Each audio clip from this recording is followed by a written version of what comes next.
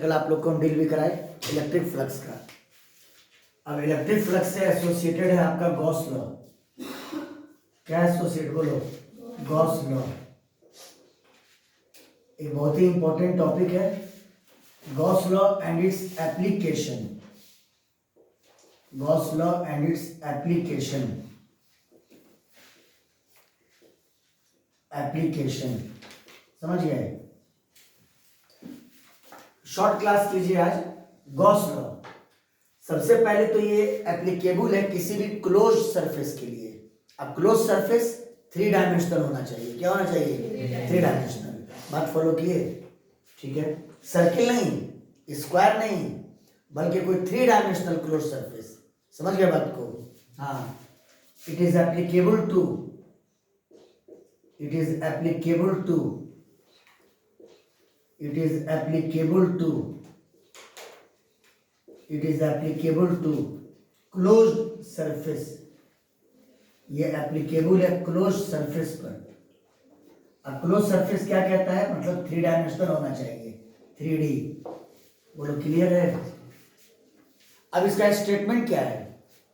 किसी भी close surface यानी 3 डायमेंशनल से एसोसिएटेड जो इलेक्ट्रिक फ्लक्स की वैल्यू होगी, इलेक्ट्रिक फ्लक्स की वैल्यू जो होगी वो बराबर होगा उस क्लोज सरफेस के अंदर का charge divided by epsilon not. Divided by कितना? Epsilon not. देखो the net electric flux, the net electric flux, the net electric flux associated to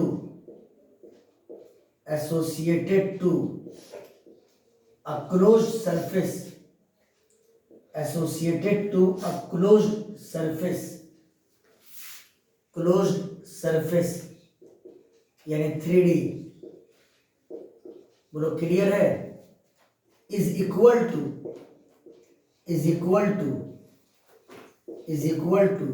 1 by epsilon naught, 1 by epsilon naught times मतलब इसको multiply करना है the net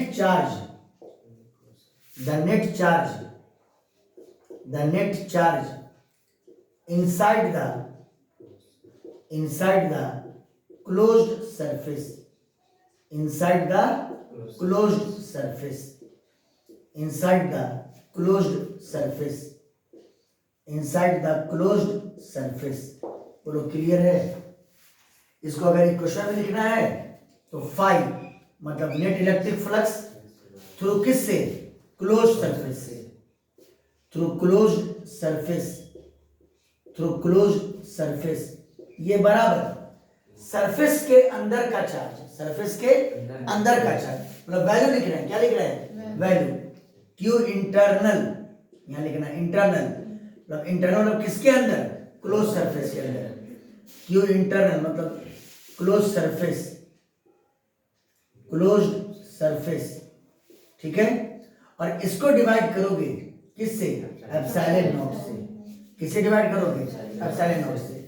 अब जैसे example, अच्छा एक और पॉइंट है यहां पर कि जो क्लोज सरफेस होगा वो किसी भी शेप का हो सकता है, बस वो क्लोज होना चाहिए और 3 डायमेंशनल सरफेस होना चाहिए। समझ गए बात को? द क्लोज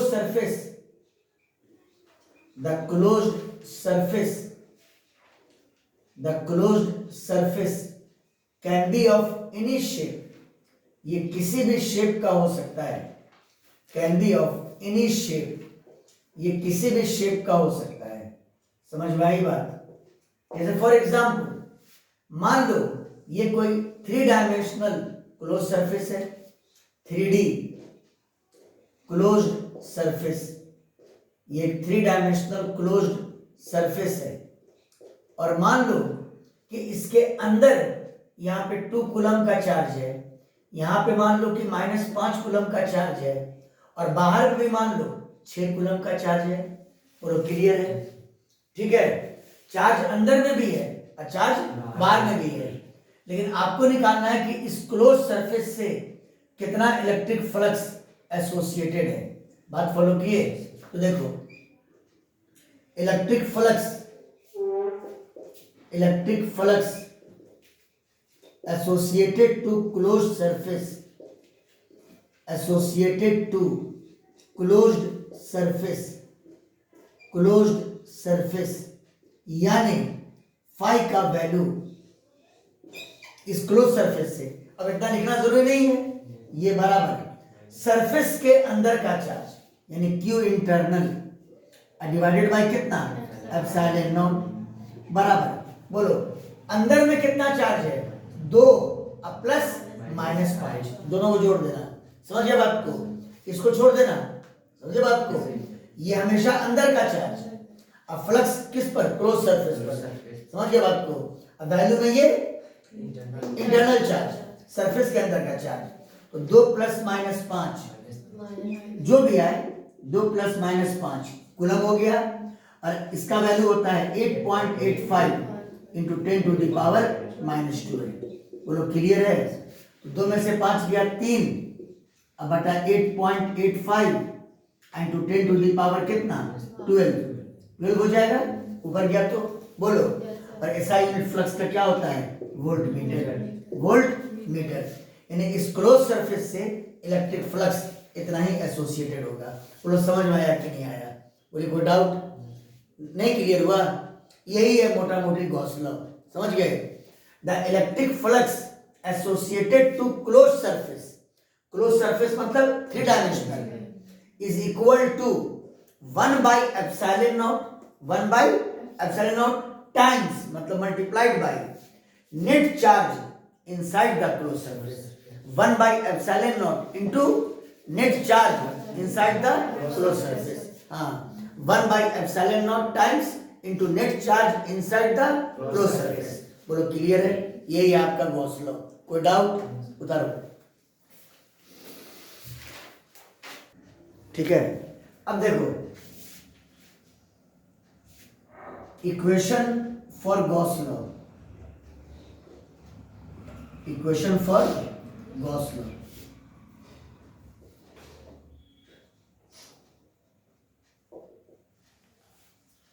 जैसे मान लो कि कोई भी आप क्लोज सरफेस लिया 3D किसी भी आर्बिट्ररी शेप का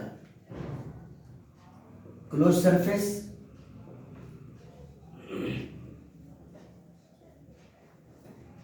और 3 डायमेंशनल, कहीं पर एक पॉइंट ले लो P, ठीक है, अब P पर एक एरिया एलिमेंट ले लो, बोलो बाबू एरिया एलिमेंट क्या मान लिया DA, अब उस पर एक नॉर्मल लाइन लेना होगा P पॉइंट पर, और एरिया वेक्टर सरफेस के रिस्पेक्ट में किधर होगा आउटवर्ड, DA वेक्टर,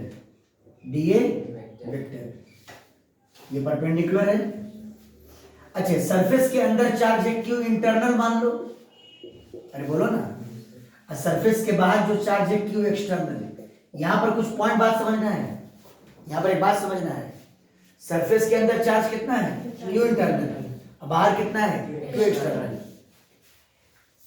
हम जब फ्लक्स कैलकुलेट करेंगे, जो तरीका बताए थे कैलकुलेट करने का, मतलब E डॉट ds करके, बोलो ना E डॉट da करके, तो आपको P पॉइंट पर इलेक्ट्रिक फील्ड जानना होगा, अब सुनिए P पर जो इलेक्ट्रिक फील्ड होगा वो due to both charge internal and external दोनों की वजह से, समझो बात को, फ्लक्स जब आप कैलकुलेट कर रहे होंगे तो इलेक्ट्रिक फील्ड जो आप ले रहे हैं वो due to both internal and external charge, बात फॉलो किए, मतलब let E vector be the electric field at P, be the electric field at P, be the electric field at P due to both internal and external charge, क्योंकि अभी तो flux calculate ना कर रहे हैं हम, वो तो वैल्यू है Q इंटरनल बाय कितना एप्सिलॉन नॉट, जब कैलकुलेट कीजिएगा आप फ्लक्स तो इलेक्ट्रिक फील्ड जो यूज कीजिएगा वो हर चार्ज का, जो चाहे वो चार्ज सरफेस के अंदर में हो और प्लस चाहे वो चार्ज सरफेस के बाहर हो, सभी के इलेक्ट्रिक फील्ड को आपको लेना है, अरे बोलिए हाँ, due to both internal and external charge. अब बताओ इस एरिया एलिमेंट पर फ्लक्स की वैल्यू क्या होगी, E vector dot D A vector. Flux associated to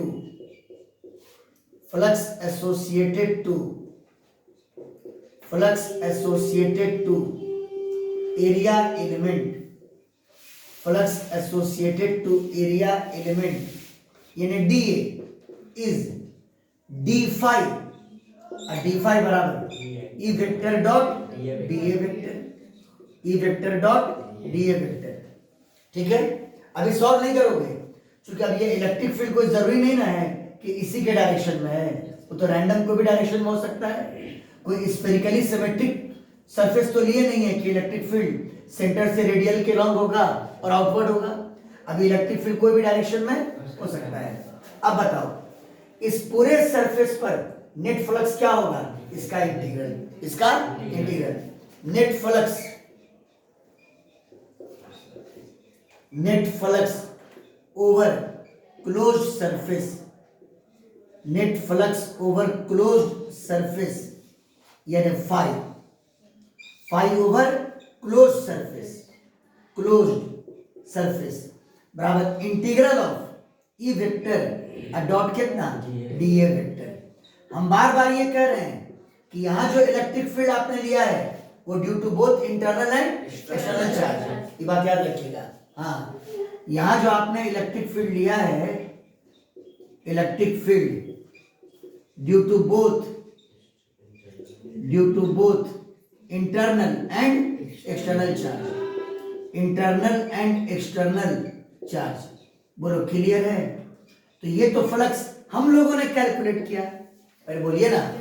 अब गॉस लॉ क्या कहता है कि इस क्लोज सरफेस पर जो फ्लक्स की वैल्यू होगी वो बराबर होगी क्यों इंटरनल बाय कितना एप्सिलॉन नॉट अकॉर्डिंग टू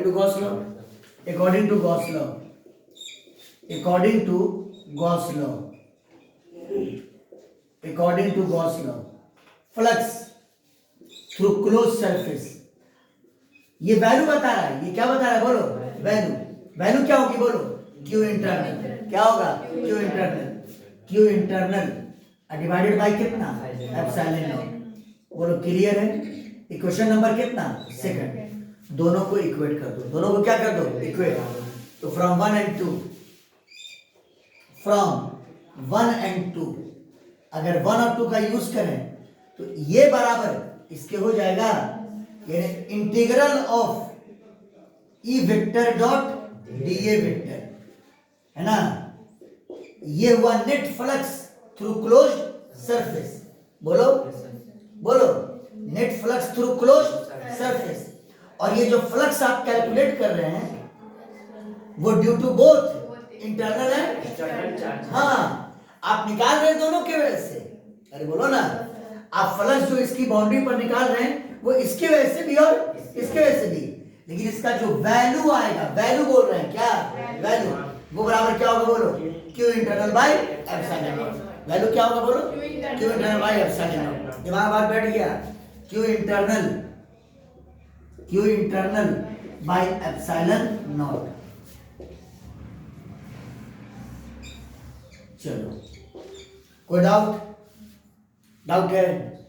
यही है आपका गॉस लॉ की कहानी। समझ गए बात को, उतार लो।